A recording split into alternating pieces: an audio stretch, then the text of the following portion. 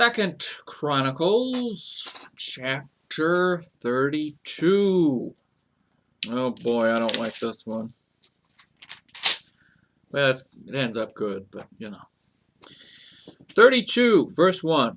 After these things, and the establishment thereof, Sennacherib, king of Assyria, came and entered into Judah and encamped against the fenced cities, and thought to win them for himself. And when Hezekiah saw that Sennacherib was come, and that he was proposed to fight against Jerusalem, he took counsel with his princes and his mighty men to stop the waters of the fountains which were without the city, and they did help him. So there was gathered much people together, who stopped all the fountains and the brook that ran through the midst of the land, saying, Why should the kings of Assyria come and find much water? Also he strengthened himself, and built up all the wall that was broken, and raised it up to the towers, and another wall without, and repaired Milo in the city of David, and made darts and shields in abundance. And he set captains of war over the people, and gathered them together to him in the street of the gate of the city, and spake comfortably to them, saying, Be strong and courageous, be not afraid nor dismayed, for the king of Assyria, nor for all the multitude that is with him, for there be more with us than with him. With him is an arm of flesh, but with us is the Lord our God to help us and to fight our battles. And the people rested themselves upon the words of Hezekiah, king of Judah. After this did Sennacherib, king of Assyria, send his servants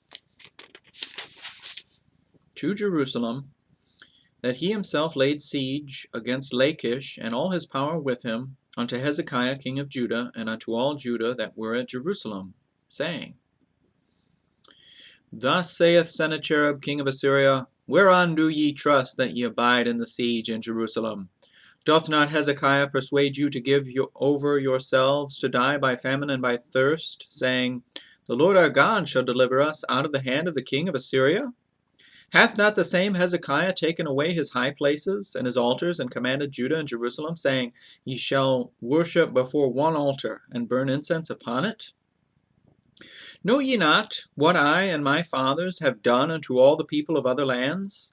Were the gods of the nations of those lands any ways able to deliver their lands out of mine hand?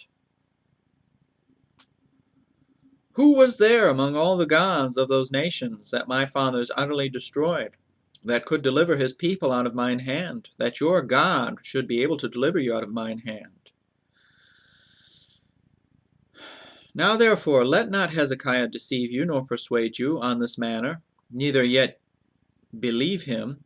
For no God of any nation or kingdom was able to deliver his people out of mine hand, and out of the hand of my fathers. How much less shall your God deliver you out of mine hand?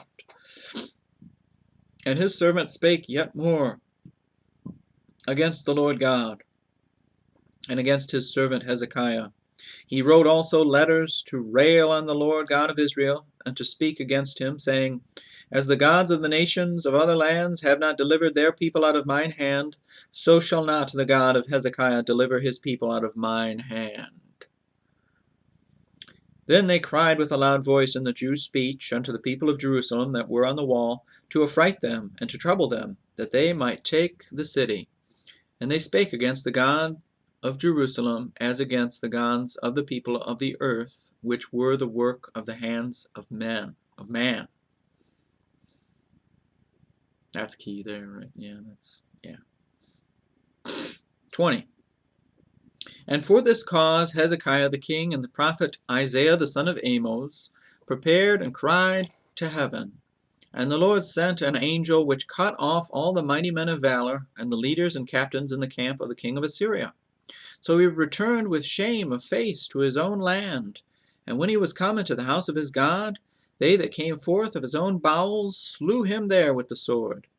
Thus the Lord saved Hezekiah and the inhabitants of Jerusalem from the hand of Sennacherib the king of Assyria, and from the hand of all other, and guided them on every side. And many brought gifts unto the Lord to Jerusalem, and presents to Hezekiah king of Judah, so that he was magnified in the sight of all nations from thenceforth.